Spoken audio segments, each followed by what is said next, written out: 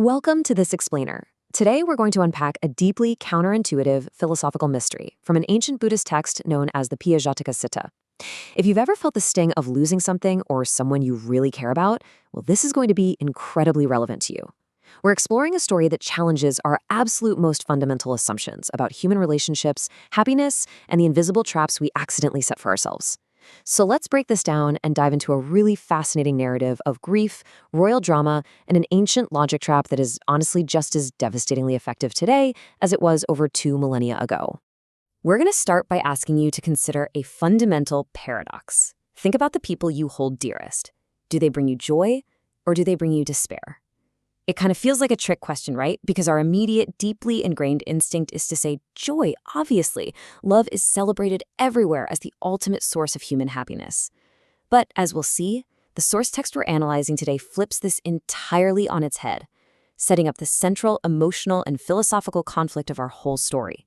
Hold on to your answer to this question, because we're about to put it to a serious test. Our narrative kicks off with a heartbreaking and universally relatable scene. Picture this. The setting is ancient Savatthi in a place called Jada's Grove. There's a householder, just an ordinary working guy, who is completely consumed by the grief of losing his only child. He stopped eating, he stopped working. Instead, he just wanders around the charnel ground, which is basically an ancient open-air cemetery, weeping and calling out, "My only child, where are you?" It's a profound picture of human suffering, one that immediately demands our sympathy. In his total desperation, this grieving father actually seeks out the Buddha, looking for some kind of comfort. Now, what's truly fascinating here is the Buddha's surprisingly blunt response to this father. Instead of offering warm platitudes or traditional words of comfort, the Buddha diagnoses his overwhelming grief as, well, a literal loss of mental control. He looks right at the grieving father and tells him his faculties are deranged. To the modern ear, and definitely to the father at the time, this sounds incredibly cold, almost harsh. But the Buddha is making a clinical psychological diagnosis. The father essentially responds with, "Of course my mind is deranged. My only son just died." And it's right in this moment that the Buddha drops his highly controversial premise. This brilliant exchange illustrates the core conflict of our text. On one side, we have the householder, perfectly representing common sense human emotion. Happiness and joy are born from those who are dear. But smashing right into that is the Buddha's radical teaching. Sorrow, pain, and grief are born from those who are dear. These two perspectives are just at total odds with each other.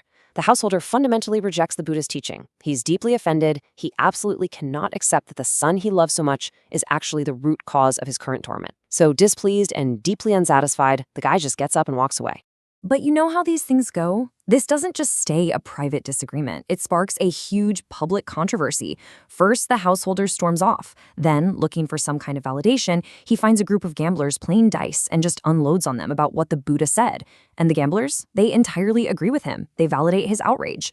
The idea spreads like wildfire. Word of this bizarre, countercultural teaching ripples through the streets of Savatthi until it reaches the highest royal court in the land, the palace of King Pasenadi. Inside the palace, this grand philosophical debate turns into a literal marital spat. King Pasenadi uses this controversial new teaching to mock his wife, Queen Malika, because she happens to be a really devout follower of the Buddha. He essentially laughs in her face, brings up the quote about love causing sorrow, and ridicules her faith. He basically tells her, no matter what the recluse Gautama says, you just applaud it like a blind follower. Be off with you. But Queen Malika is incredibly shrewd. She doesn't just get defensive and argue back emotionally. Instead, she sends a trusted Brahmin to act as an objective fact-checker, telling him to go straight to the Buddha to verify if he actually said those exact words. So the messenger asks the question, and the crucial point here is that the Buddha doesn't soften his message at all. He doesn't claim he was taken out of context. He doubles down with absolute certainty.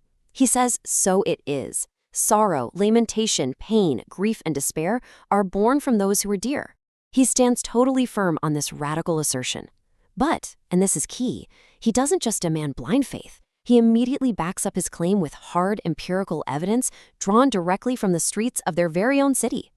To prove his point, the Buddha provides a rapid, escalating list of real-world tragedies. He points to specific known cases right there in Savatthi, where the loss of a mother, a brother, a daughter, or a husband literally drove people to madness.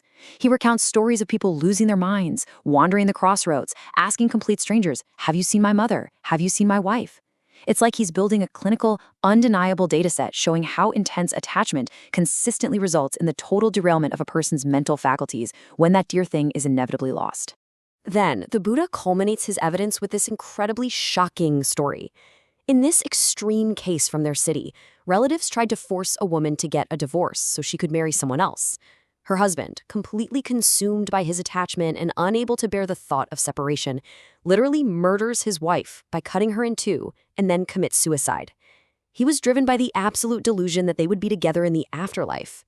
It's a brutal, chilling example, but it undeniably proves the Buddha's point. Attachment to what is dear can lead to the absolute darkest, most tragic extremes of human behavior. Okay, so the messenger takes all this heavy evidence back to Queen Malika. Now, armed with this profound, irrefutable logic, she approaches King Pasenadi again. But she doesn't just recite the Buddha's words at him. Instead, she uses a brilliant rhetorical technique, Socratic questioning. By using this kind of cooperative dialogue, she's going to ask the king a series of questions to stimulate his own critical thinking and force him to uncover his own underlying presumptions. She is setting up an absolute masterclass of a psychological trap, and the king is about to walk right into it. Let's walk step by step through the queen's masterful trap. Step 1, she starts with something undeniable. She asks the king, "Is Princess Vajiri, your daughter, dear to you?" The king naturally says, "Yes." Step 2, she introduces the harsh reality of impermanence. She asks, what if change and alteration took place in her? Meaning, what if she fell ill, got old, or passed away? Step 3, the trap completely snaps shut. She asks, would sorrow, lamentation, and despair not arise in you? She forces the king to admit that precisely because he loves his daughter so much, her inevitable mortality guarantees his future suffering. The love itself is the precondition for the despair. But Queen Malika does not stop there. She relentlessly expands this net of attachment. She applies the exact same three-step logic to literally everyone and everything the king relies on for his identity and happiness. She asks about his other wife, his top military commander, himself, and finally she scales it all the way up to his geopolitics, his beloved kingdoms of Kasi and Kosala. She systematically links his current happiness to incredibly fragile, impermanent things. Every single thing on this list is subject to change, which means every single thing on this list is a ticking time bomb of sorrow. This brings us to the climax of our explainer. Utterly cornered by his wife's airtight logic, King Pasenadi concedes. Thinking about his kingdoms, he openly admits, change and alteration in Kasi and Kosala would mean an alteration in my life. How could sorrow, lamentation, pain, grief, and despair not arise in me? Without even realizing it, the king has echoed the exact words of the Buddha that he was mocking just a few hours earlier.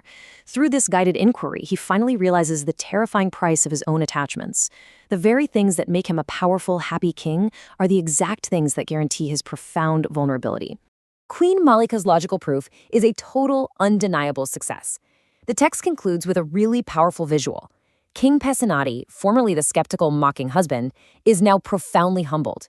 He physically rises from his seat, arranges his robe as a sign of deep respect, extends his hands, and exclaims 3 times, "Honor to the Blessed One, accomplished and fully enlightened."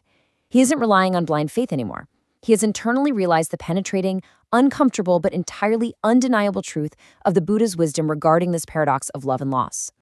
As we wrap up this explainer, I want to leave you with a really profound thought to chew on. The Piyajatika Sutta proves the deep structural connection between what we hold dear and the sorrow that follows when those things inevitably change. But here's the thing, it doesn't necessarily tell us to just stop loving. It warns us about the dangers of blind, clinging attachment. So the ultimate question you have to ask yourself is this: if change is truly inevitable, how do we love without losing our minds to grief? How do we fully appreciate the people and things we hold dearest without being absolutely destroyed when they alter or fade? It's a heavy question for sure, but grappling with it is the very first step toward a much more resilient, mindful way of living. Thanks for joining me on this deep dive today, and keep questioning the things you hold dearest.